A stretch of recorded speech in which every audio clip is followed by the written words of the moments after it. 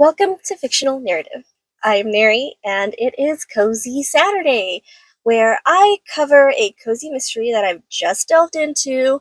I'll give you the non-spoilery review, then the rating, and then a warning for the spoilery review. And today's cozy mystery is Sweet Tea and Secrets by Joy Avon. So, Sweet Tea and Secrets is the second book in the A Tea and Read mysteries. I haven't read the first book, but the way that the second book kind of sums up the first book, it almost seems like it's a prequel because the main character, Callie Aspen, doesn't move to Hearts Harbor, where, she's going to be living and working with her great aunt at a vintage tea room and helping refurbish or not refurbish, but kind of restore a historical home where the mystery in the first book takes place. But in the first book, Callie is visiting. She's not really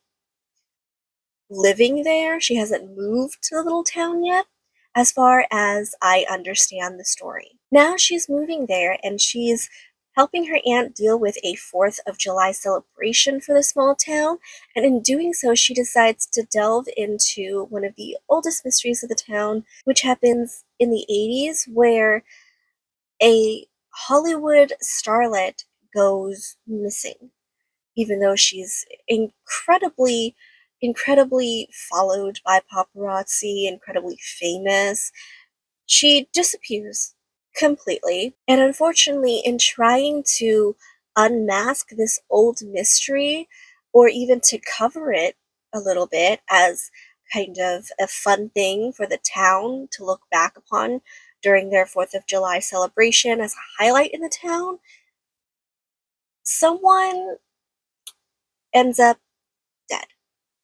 And that's where, of course, our real mystery begins. So, first of all, I don't really know too much, I guess, about the 1980s in terms of television, given that I wasn't born yet. Originally, I thought maybe the mystery was going to have a good setup. Ultimately, after thinking back on the book, given a few days, I don't think that I thought it was as clever as it was supposed to be. Like, first of all, we're introduced to a bunch of characters because Callie just moved um there. So right off the bat, we get this old couple, we get a guy who's kind of snooping around the house before even being hired, and he thinks that's somehow okay, like maybe he's endearing. There's almost a love triangle setup until there isn't a love triangle setup, and we find that Um, obviously, this guy who's creeping around your house is probably more suspicious than honestly any of the characters give him credit for. Like, right off the bat, the great aunt isn't even bothered. There's even a line very early on because Callie talks about how she quit her job as a tour guide, and then she moves to Hearts Harbor, and then she goes to see her new lodgings. Basically, she's renting until she decides she may want to own or something, but it needs fixing up.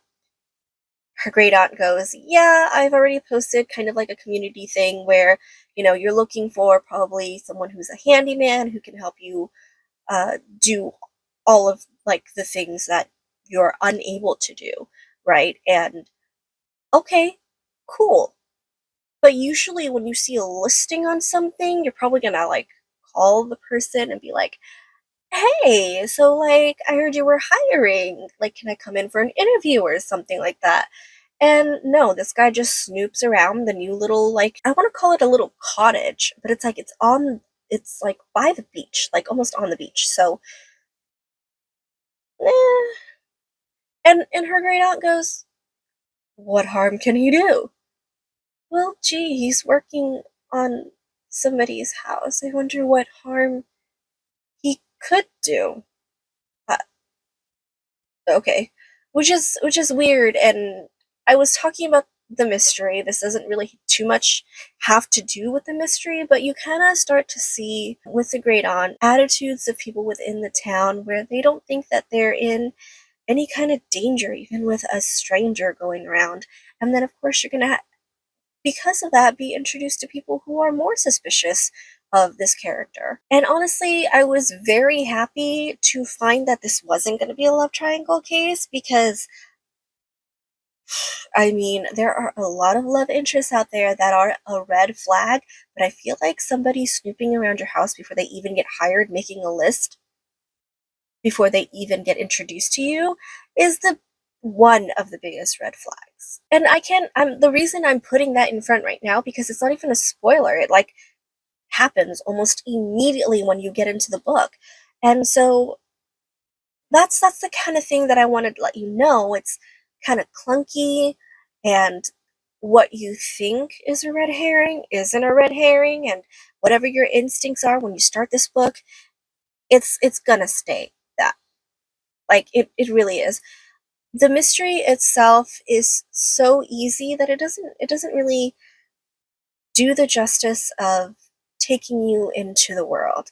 If anything, it takes you out of the world because the reader has now figured it out before the sleuth in this case, and therefore I just kind of sat there judging her sleuthing ability. Like maybe the first book was a fluke. Then we're introduced to our love interest, and I was like, and if you thought this was going to be a wow factor, I don't even remember what he looks like, and their interactions are kind of sandpaper dry. But they do have chemistry in that they are both kind of sandpaper dry. Okay, okay, okay. I'm being way, way, way, way, way too harsh. I know that. Callie herself is actually no. Somehow, I will say that a good thing out of this is this creepy guy that's snooping around her house turns out to actually be a very well-meaning and endearing character and wins me over. And he's not at all a love interest for Callie, and it's their interactions that keep the plot going, that keep the mystery going, and gives an emotional driving force. So that is definitely a positive thing. Honestly, by the end of this book, I was like, I feel like I've read this book before. But no, I didn't read this book before.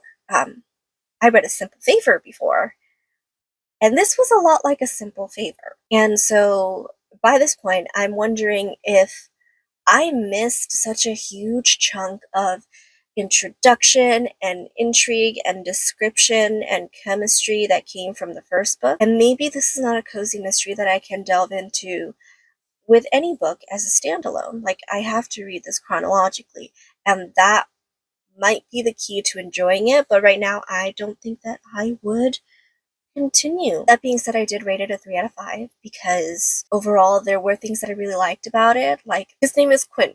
I figured out his name. His name is Quinn.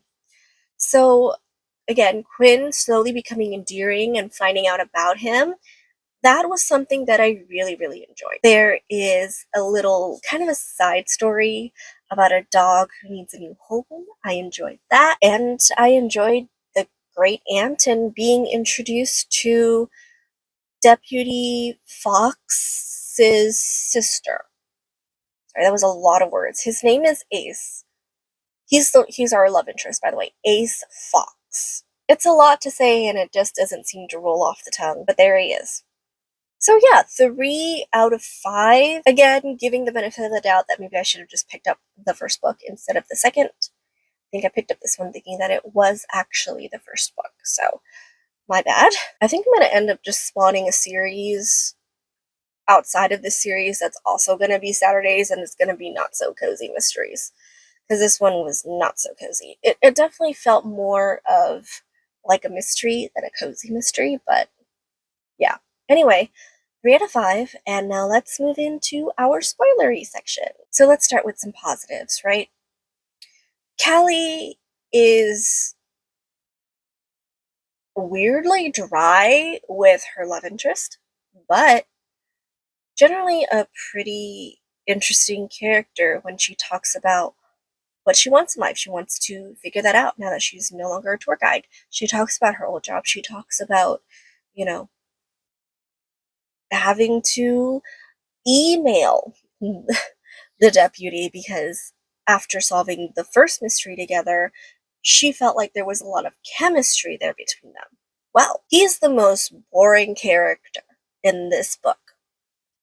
Like, the ocean was more interesting than he was. Granted, it also unveiled a second dead body, and not just like because the other dead body was somebody else, and this one's an older dead body. And I thought, oh, that was kind of interesting. But Ace himself is, and I understand. Okay, here's the thing, right? Callie, after the first mystery, returned to her tour guide job, and for a while she was just emailing Ace that, she had this adventure here, and he would toggle between giving her very short answers and essentially leaving her on red. And I was already like, yeah, I think I kind of get it in that, if he's interested in you more than a friend, he's not going to reply. And if he's busy, he's definitely not going to reply. It's an email, so eventually, if he finds time, he should reply. It's not like it's a text message where, like, oops, I forgot. Um, but yeah, I could almost sympathize with him. But, like, then Callie's like, oh, Ace doesn't like Quinn. Maybe he's jealous. But, girl, how do you know that he's jealous if all the context clues at this point is short answers and leaving you on red and not responding to your emails? That doesn't bring the idea that he's very interested in you, right? Which, since he is the love interest, obviously he's interested. But if she's a tour guide and her career is traveling and he's a deputy in a small town, staying in the small town, maybe and he's not looking for just friendship, then maybe he is like, you know what, I need to distance myself. I need to find somebody else to date that's, around. I don't want to do long distance. That is totally okay. But she doesn't get any explanation close to that until the end of the book. Throughout the first third of the book, she's like, is he jealous of Quinn? Is he acting aloof because he's jealous? Doesn't he think we have chemistry? Did last Christmas mean nothing to him? Like, testing my patience. I will say though, once she puts her mind to something, she does do it. It's not like she wanted to look up this mystery about Monica, but her great aunt was like, "Hey, we're gonna have this party for 4th of July. Can you help by looking up some history stuff?" Then Quinn goes, "How about the mystery of Monica?"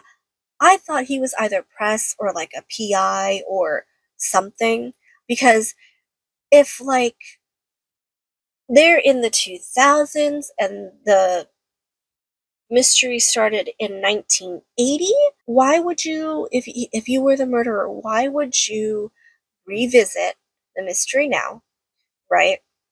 And why would you drag someone in to even try to figure it out? Like, obviously he's not the killer. And at first when he was at her house, I was like, okay, maybe he's the killer. But then after a while I was like, no. He suggested that way too fast. He basically led her right to it. There's no way. The mystery ends up being solved. Well, one of the mysteries, the mystery of Monica herself, is solved a la A Simple Favor. It was kind of super rushed. The explanation, it didn't even do A Simple Favor as well as A Simple Favor. But here's the thing, right? So one of the characters, one of our murder suspects, she and her husband are kind of suspected for the murder of Monica. She and her husband are suspected for the murder of either Monica or a journalist in the town that back in the day tried to solve Monica's murder. He is the first body that is found. So the wife barges in and she's like, "Oh, I have a big secret." But then she tells a lie. And the lie is why she even came there to explain her secret to them. And then after she's done explaining her secret to them, them being Quinn and Callie because they were working on her cabin that she's renting at the time, and she just comes in. She's like, "My husband's at the station. He's being wanted for murder. We need to get him out." "Oh, just kidding. That was my lie to even get here and explain to you something that happened all of those years ago that kind of exonerates us. My husband isn't even being held because the proper evidence is not there."